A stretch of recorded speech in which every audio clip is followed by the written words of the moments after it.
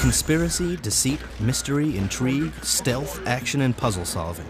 These are the many parts that make up Ion Storm's ambitious new effort, Deus Ex. Deus Ex is a massive 3D adventure game that is so open-ended, it is tough to categorize by today's standards. Warren Spector, the man behind the game, is a computer game development legend. He pioneered the hybrid first-person shooter adventure role-playing genre with the original System Shock, and he wants Deus Ex to have this same impact. It's a game I've been thinking about for many, many years now, set in something very much like the real world, but with some James Bond espionage aspects, and also some X-Files conspiracy-oriented stuff. It's the conspiracy-oriented stuff that's got me all paranoid now. All the research is making me a little crazy. What is it? What kind of game is it? Hard to categorize, actually, and I'm happy about that. A lot of people are saying next-generation role-playing game. Yeah, sure, okay, maybe it's that. A lot of people are saying it's the logical extension of the adventure game genre. I'm comfortable with that, too. And we're taking that a step further with Deus Ex. We're actually trying to make a game that's hard to categorize. The idea is to take the best elements of role-playing and adventure and action and merge them into one game, and then put the player back in charge of how do I want to interact with the world. Instead of forcing players to guess how the designer wanted them to play, we're letting them decide. A thick tapestry of mystery and intrigue surrounds the game's plot. From the opening scene, the truth is vague. Even the protagonist's name is in question. First of all, J.C. Denton is his code name, and you're going to have to give him his real name, and that's going to come into play in the actual game. But we'll call him J.C. for now. He's the second, actually, of his kind. He's a nano-augmented agent. He's not just an ordinary guy. He's got nanotechnological marvels wandering around in his bloodstream and in his body that can give him abilities far beyond those of mortal men, as they say. He's working for an organization called UNATCO, the United Nations Anti-Terrorist Coalition, fighting what he thinks is evil. And as he investigates this evil, he starts going, wait a minute, you know, some of these evil guys are making a little sense, and some of these guys I work for, maybe they're not making quite so much sense. So it's all about shades of gray. I mean, one of the things I really wanted to do was not have ultimate evil and all that kind of stuff that's so typical of games, you know. So we're trying for something a little bit more subtle, but you know, in the end, there's some bad guys you defeat. To bring his bold vision of Deus Ex to life, Warren Spector chose the Unreal 3D graphics engine as a foundation. While this technology alone is impressive, it is the additions that Ion Storm have developed that cover new ground. We took Unreal.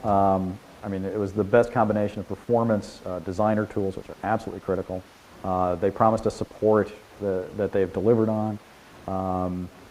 It's marvelously commented, documented, and extensible. I mean, it's a really nice engine.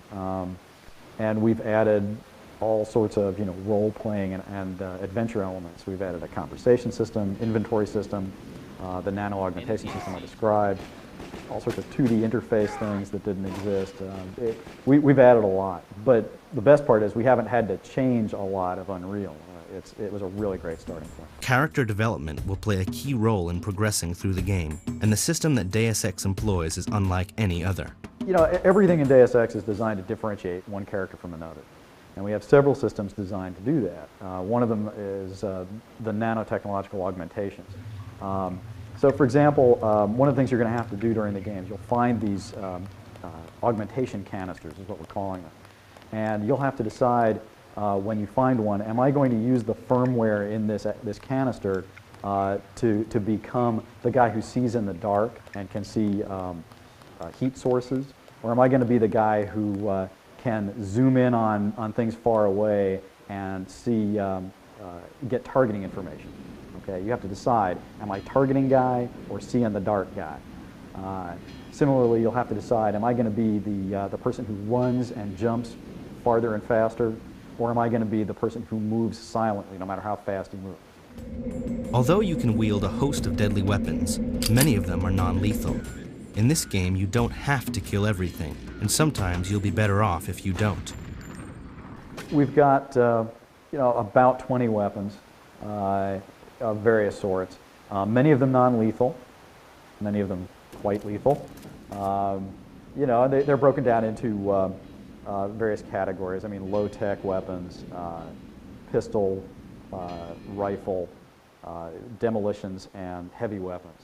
And we have a skill associated with each of those, so we're going to make you choose that too. I mean, if you're the guy who puts all his points into pistol skill, you may be a great pistol shot, but pick up a law, you know, an anti-tank weapon, you might not be quite as good with it. So even there, you're going to have to make some choices. But the key for me, I mean, one of my favorite things about the game is you can say, I'm going to be the guy who doesn't kill people, you know? Using the non-lethal capabilities is actually a lot of fun, and it gives you a completely different experience than the guy who just goes around and says, okay, I want to play this like it's quick. The version that was shown to us was only 60% complete, and thus the game will change a bit before it is released. But the conspiracy is now out in the open, and it's just a matter of time before we're all deeply involved.